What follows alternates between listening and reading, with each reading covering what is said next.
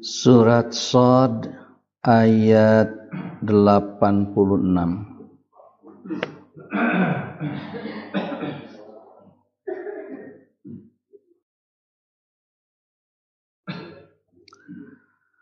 A'udzu billahi minasy syaithanir rajim.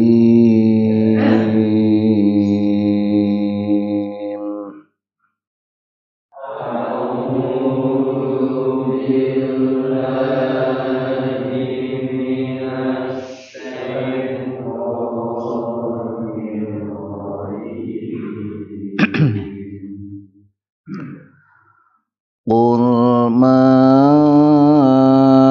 as'alukum alaihi min ajrin wa ma ana minal mutakallifin.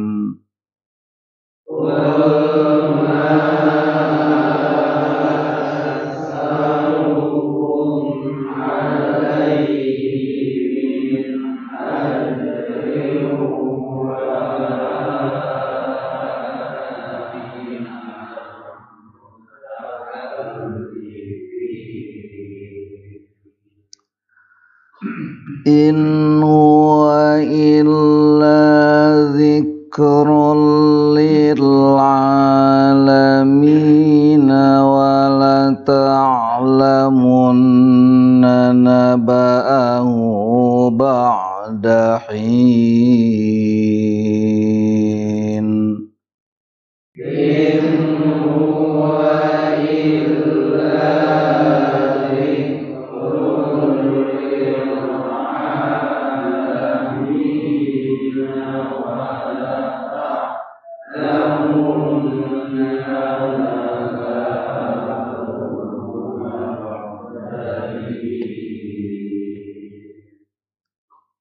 Qul jelaskan olehmu Muhammad,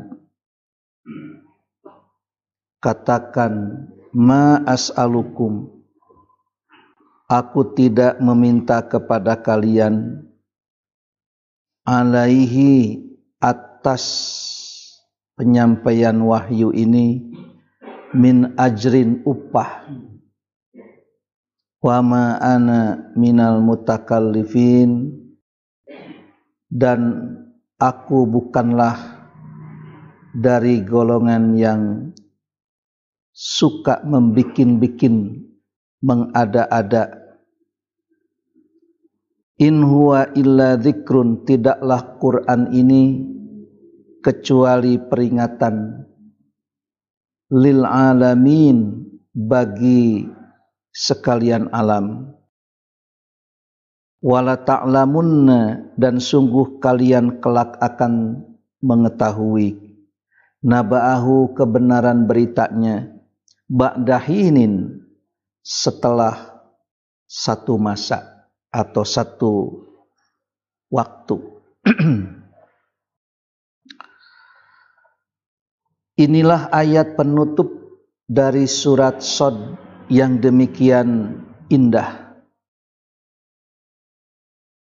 menjelaskan tentang keadaan seorang yang mengajak untuk mengikuti wahyu, yakni Rasul sallallahu alaihi wasallam. Ia dalam menyampaikan wahyunya tidak meminta pengganti, tidak meminta ujroh, tidak meminta upah. Ma as'alukum alaihi min ajrin, aku tidak meminta upah dalam menyampaikan wahyu. In ajriya illa 'alallah, tidak ada upahku itu kecuali aku serahkan seluruhnya itu kepada Allah. Jadi Nabi tidak minta digaji dalam menyampaikan wahyu.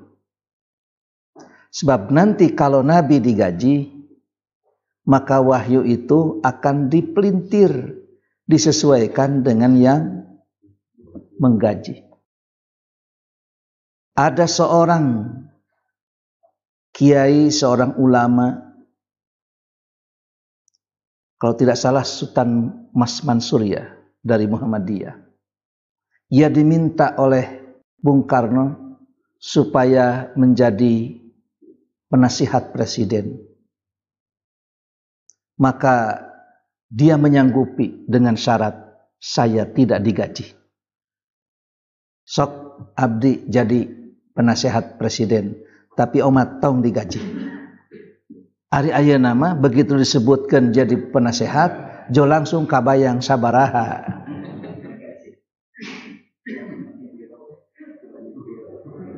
Ini ya luar biasa orang-orang terdahulu itu. In ajriya illa 'alallah, kernaon gaji ti manusia mah leutik pisan. Kita serahkan saja kepada Allah. Sieun zaman kiwari malah mun teu digaji teh. Padahal justru lamun digaji sieun. Dulu pada zaman Orde Baru ada memang satu wacana supaya para ulama yang duduk di majelis ulama itu digaji oleh pemerintah. Maka Buya Hamka menolak. Kalau nanti majelis ulama digaji oleh pemerintah, artinya bahwa suara ulama itu akan menggambarkan suara pemerintah. Jadi ini mungkin ada pergeseran, ya. Orang masieun lamun teu digaji teh. Ustad-ustad, kiai-kiai tidak mengharapkan di amplopan. Nah, dan nu penting mah sanes amplopna. Nah, amplop nama dipicen. Andai kata mereka itu tidak diberi apapun, in ajriya illa 'alallah. In ajriya illa 'alallah. Mereka itu ikhlas. Cuma orang-orang yang merasa bahwa kehadirannya itu, kemudian ilmu yang disampaikannya itu ada rasa ruhama bainahum, untuk menjaga, memelihara keikhlasan, maka diperlukan satu sama lain saling mengasihi di antara mereka. Nabi tidak diberi upah, tapi diberi rezeki oleh Allah. Silakan para kiai, para ulama tidak mengharapkan apa-apa kecuali mengharapkan dari Allah. Apakah kalau tidak dikasih amplop, tidak dikasih gaji, tidak diberi apapun oleh yang lain, dia berhenti berdakwah? Tidak. Cuma ketika dipanggil, ketika diundang, lalu andai kata dia tidak datang karena tidak ada bensin dan aya kendaraan, tidak ada apa, ya kalau tidak datang jangan dianggap bahwa dia itu tidak memenuhi undangan. Hal-hal yang bersifat teknis yang seperti itu yang seringkali dijadikan sebagai sebuah penghalang, tapi itu sebetulnya bukan sebuah halangan. Selama dia itu mau dan bertekad untuk berdakwah, maka selama itu pula keikhlasan itu berada pada ulama tersebut, kiai tersebut. Ketika seorang hendak mencangkul, maka dibawalah alat cangkul itu. Ternyata sedang mencangkul, aya belut. Tewak entong. Tewak. Ngan tuluy we neangan belut. Cul we macul na manteu. Ini yang seringkali menjadi ujian bagi seorang pencangkul. Mun urang bade macul, aya belut tewak. Dan kulantaran hayo we teh belut tungtungna macul we teu macul, kalakah neangan belut we, atuh eta mah rek ngurep eta mah. Jadi disitulah gangguan. Seringkali mengapa seseorang itu terganggu dalam menyampaikan dakwah, karena memang ada gangguan yang bisa menyelewengkan dari maksud. Ya, itu kan hanya wasail. Kenapa wasail jadi maqasid? Maqasid jadi wasail. Maksud kita mau kemana? Kita mau apa? In ajriya illa 'alallah, tidak ada pahala dan upah kita itu kita serahkan kepada Allah. Jadi ada perantara yang bisa menyampaikan kepada maksud tersebut.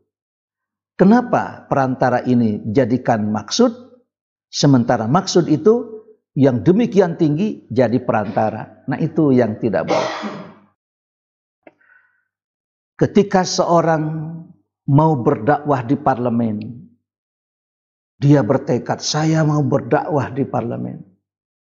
Tapi begitu sudah duduk di parlemen, justru malah dia itu bukan lagi berdakwah, melainkan akidah pun dikorbankan hanya karena untuk sebuah jabatan. Padahal itu adalah wasail.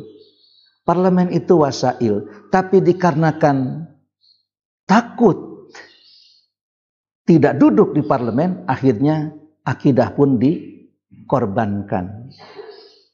Maka ini orang sudah tidak lagi istiqomah. Mana wasail, mana maqasid, mana tujuan utama, mana wasilah, mana ini sekedar teknis. Berdakwah itu mau di parlemen, mau di grassroots, mau di mana saja itu, ya mudah. Dan itu hanya media saja. Mau berdakwah di struktur, mau di bawah di infrastruktur, mau berdakwah di atas, mau berdakwah di bawah, sama saja. Tapi ketika seorang justru malah mengorbankan dakwah karena ingin mempertahankan kedudukan, nah ini yang menjadi persoalan. Semua orang tidak menuntut gaji, lebih baik menuntut rezeki dari Allah. Nada pan nuntut digaji ge biasa saja hidup. Karena hidup itu bukan karena gaji, tapi karena rezeki dari Allah. Digaji oleh manusia itu sedikit, tapi Allah memberikan kepada siapa yang ia kehendaki rezeki yang lapang dan rezeki yang sempit. Cuma andai kata seorang menginginkan rezeki, rezekinya dicari, tapi zat pemberi rezekinya dijauhi. Nah ini, pemberi rezekinya jangan dijauhi. Kalau seorang ingin mendapatkan rezeki dan mendapatkan kelapangannya. Qul ma as'alukum alaihi min ajrin wa ma ana minal mutakallifin.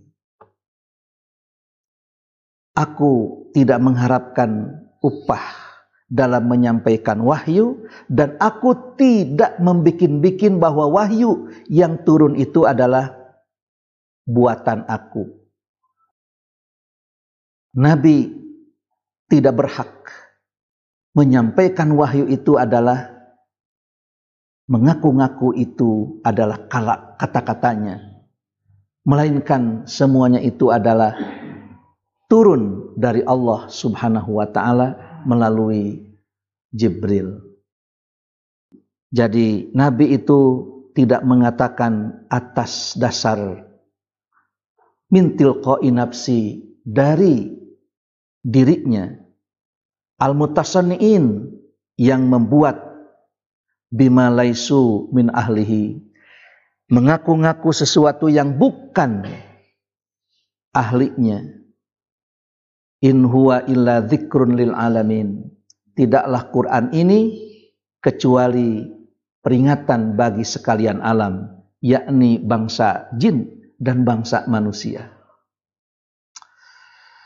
Bisa dibayangkan kalau tidak ada peringatan. Karena memang manusia itu adalah makhluk yang membutuhkan terhadap peringatan itu. Fadzakir fa inna dzikra tanfa'ul mu'minin. Ingatkanlah karena sesungguhnya peringatan itu sangat bermanfaat bagi orang-orang yang beriman. Kita perlu penasihat. Seorang yang suka menasihati pun perlu sekali terhadap nasihat. Hanya orang-orang yang keras hati yang tidak membutuhkan nasihat. Nasihat demikian baik dan demikian bagus pun itu akan berlalu begitu saja. Summa qasat qulubukum min ba'di dzalika fahiya kal hijarah au asyaddu qaswah.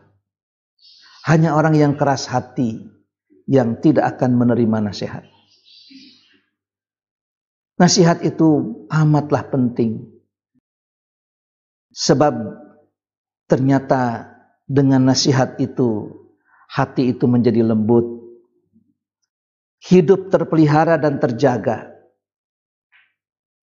Maka Quran inilah akan menjadi nasihat.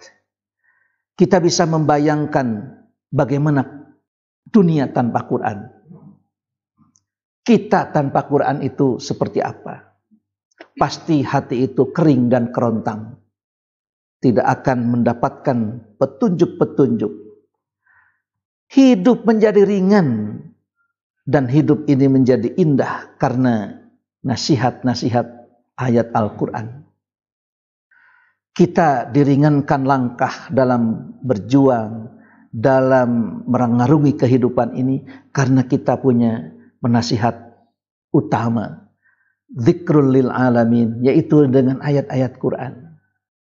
Sehingga tidak ada rasa cemas, tidak ada rasa takut, tidak ada rasa sedih karena dengan Quran. Quran mah ternyata orang tidak merasa takut.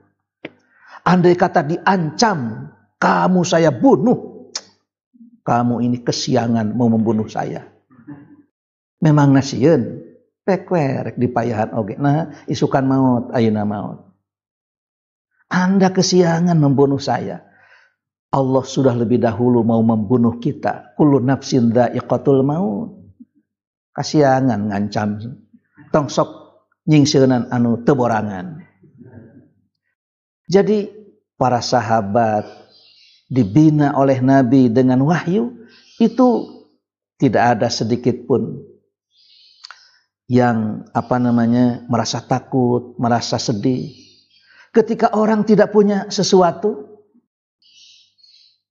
tidak punya apa-apa, dasar maneh mah jelema teu gableg, keun bae disebut teu gableg naha dan nu beunghar mah Allah Subhanahu wa taala. Innallaha ghaniyun 'anil alamin.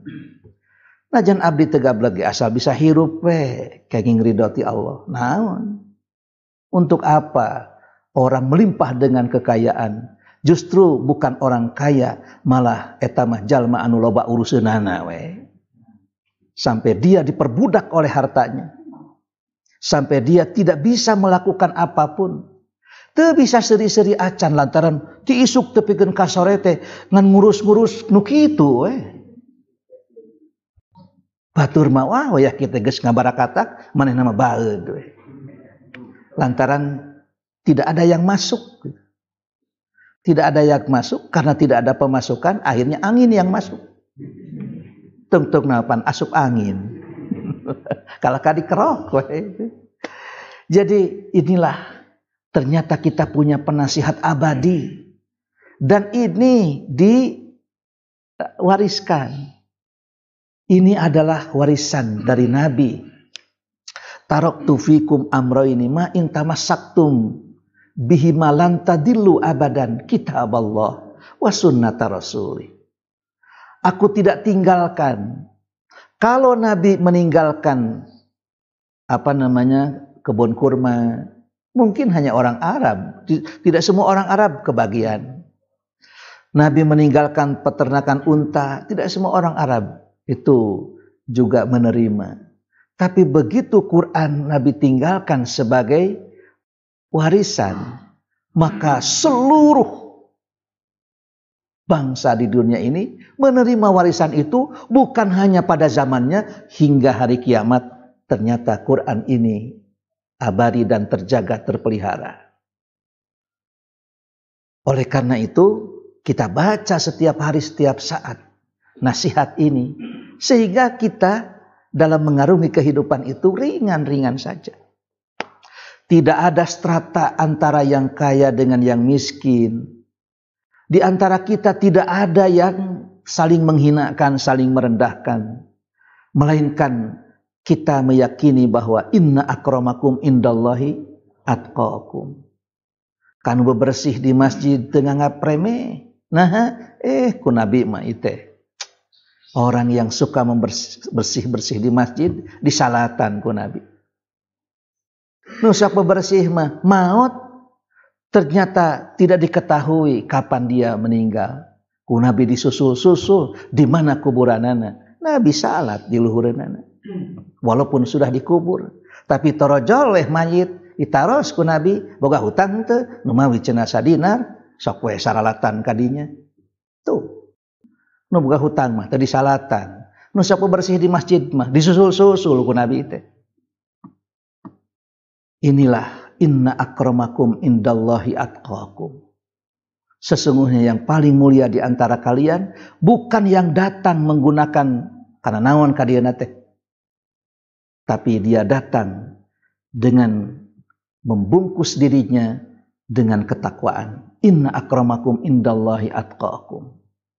Kalau itu yang dijadikan standar, maka tingkat kebahagiaan seseorang itu bukan karena suka duduk-duduk di kursi malas itu.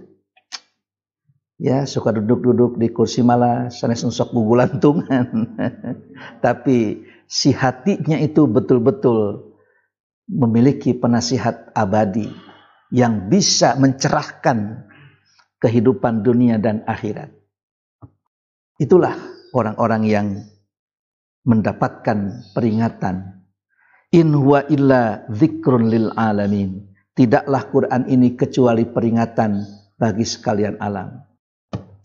Kalau seandainya Nabi itu menuntut upah kira-kira upahnya berapa? Sok sabaraha ya ngetrukeun wahyu ieu.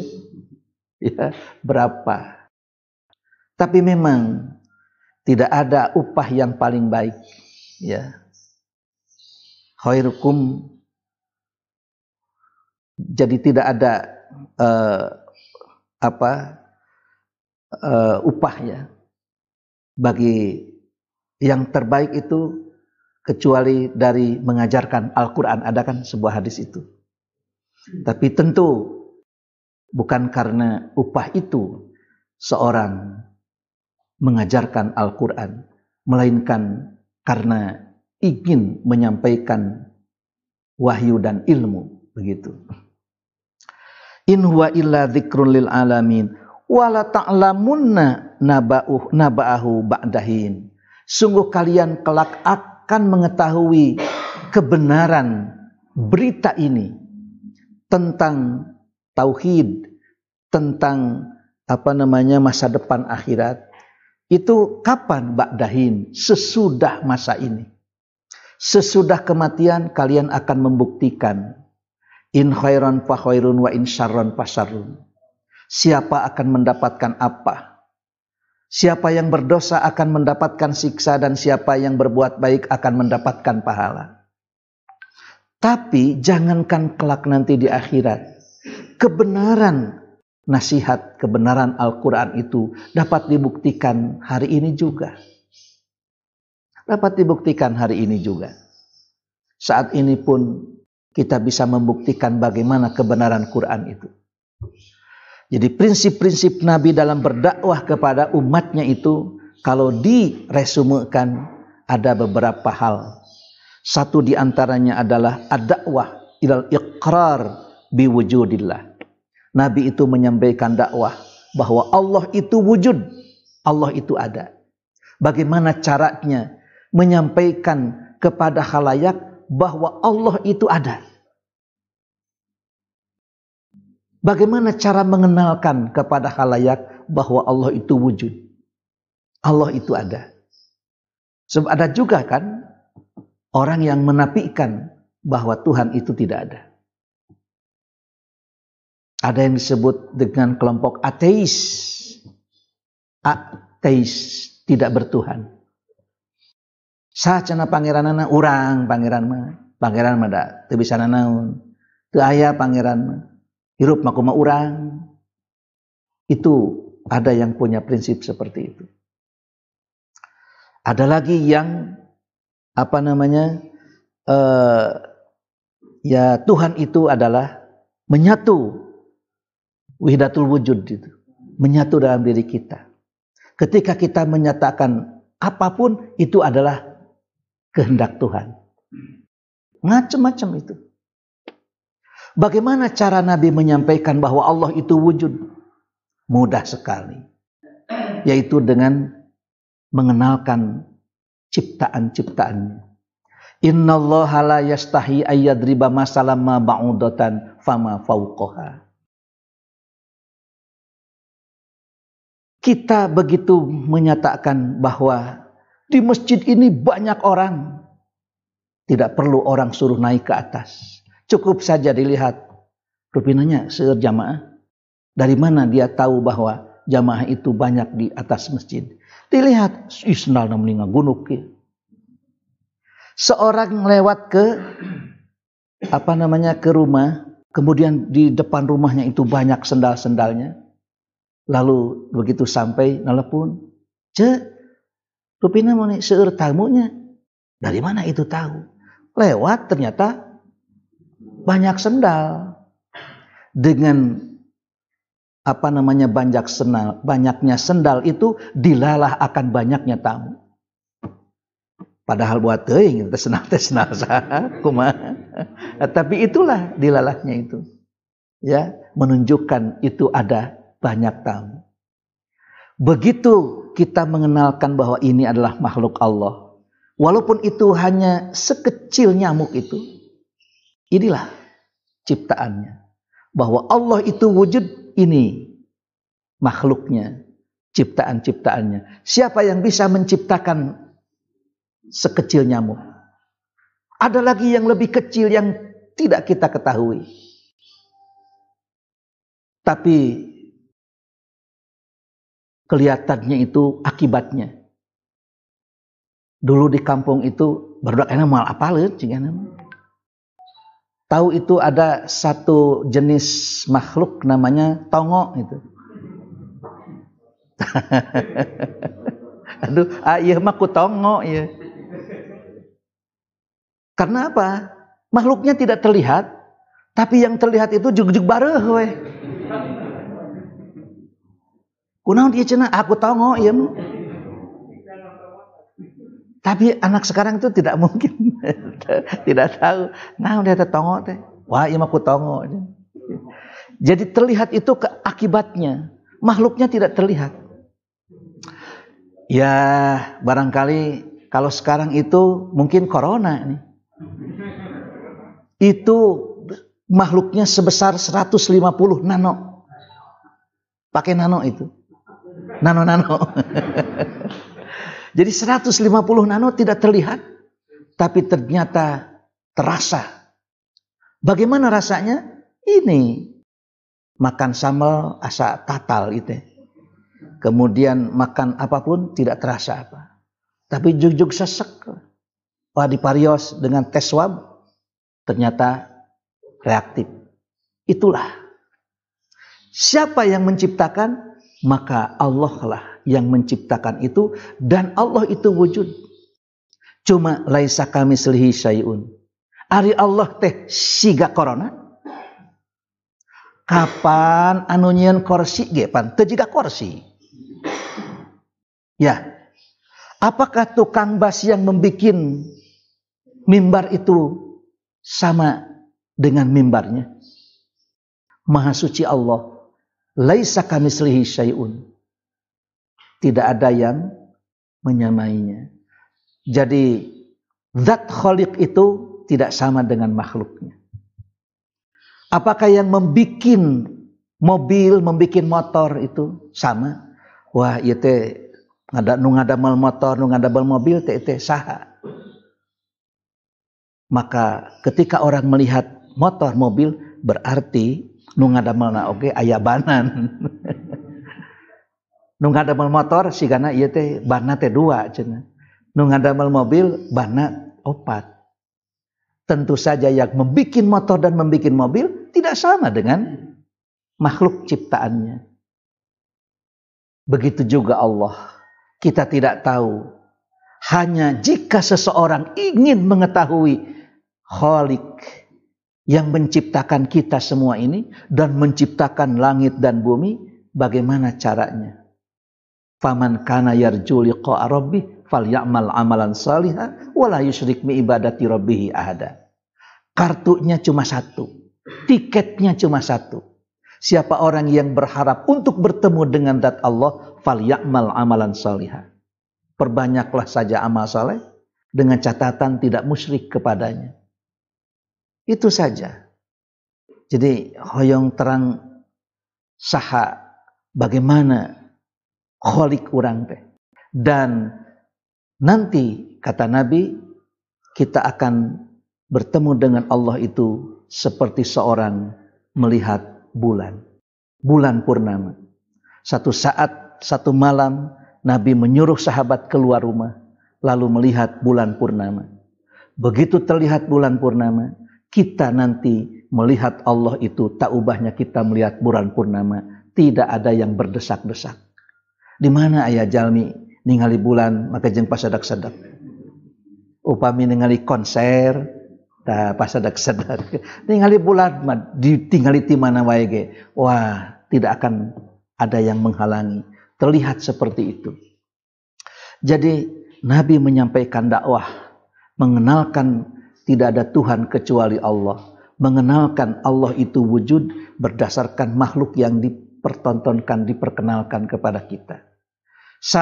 Siapa yang bisa menciptakan dzubab, yaitu lalat ya, laleur. Sok saha nu bisa nyeun laleur? Dan ketika lalat ini ya siapa yang mengundangnya? Ternyata jug-jug aya we laleur teh. Lamun aya gula torjol we sireum teh.